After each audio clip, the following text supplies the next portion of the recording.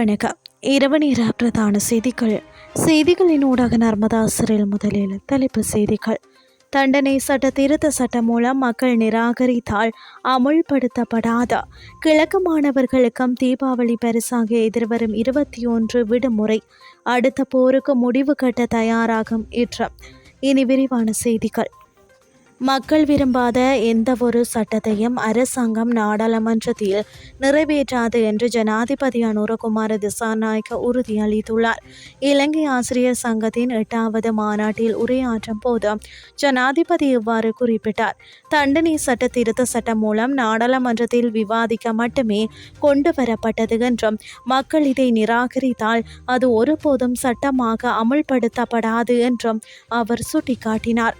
சட்டங்கள் ஆட்சியாளர்களுக்காக அல்ல, மக்களுக்காகவே இயற்றப்படுகின்றன என்றும் ஜனாதிபதி தெரிவித்தார். மேலும் சட்டங்கள் மட்டுமல்ல, அரசியல் அமைப்பே ஆட்சியாளர்களின் நலனுக்காக திருத்தப்பட்ட ஒரு காலம் இருந்தது. ஆனால் தற்போதைய அரசாங்கம் அவ்வாறு ஒருபோதும் செய்யாது என்றும் அவர் மேலும் தெரிவித்தார். கிழக்கு மாகாணத்தில் உள்ள அனைத்து தமிழ் பாடசாலைகளுக்கும் எதிர்வரும் 21ஆம் திகதி விடுமுறை வழங்கப்பட்டுள்ளது.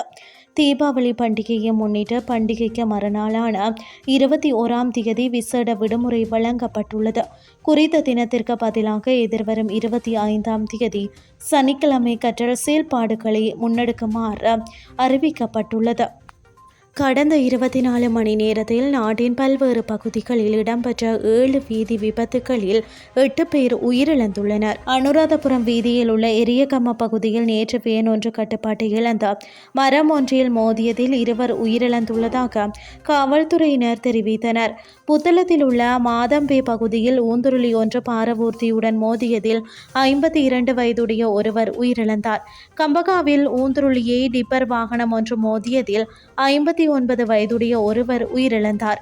இதேவேளை யாழ்ப்பாணம் ஊர்வாகத்துறை, சுன்னாகம், மதவாச்சி மற்றும் கடவத்தை ஆகிய பகுதிகளில் இடம்பெற்ற விபத்துகளில் மொத்தமாக 4 பேர் உயிரிழந்துள்ளனர். குறித்த விபத்துகள் தொடர்பில் காவல்துறையினர் விசாரணைகளை ஆரம்பித்துள்ளதாக தெரிவிக்கப்பட்டுள்ளது.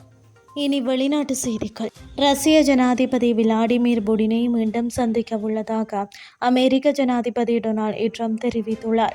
உக்ரைன் ரஷ்ய போரை முடிவுக்கு கொண்டு வரும் முயற்சியாக ட்ரம்ப் புடினை சந்திக்க உள்ளதாக தெரிவிக்கப்படுகிறது. குறித்த சந்திப்புக்கான திகதி இன்னும் நிர்ணயிக்கப்படவில்லை. எனினும் இந்த சந்திப்பு ஹங்கேரியின் புடாபெஸ்டில் நடைபெறும் என்று ட்ரம்ப் சமூக ஊடக பதிவில் குறிப்பிட்டுள்ளார். இத்துடன் செய்திகள் யாவும் நிறைவடைகின்றது. அடுத்து காலை 8:30 எதிர்பாருங்கள். நன்றி.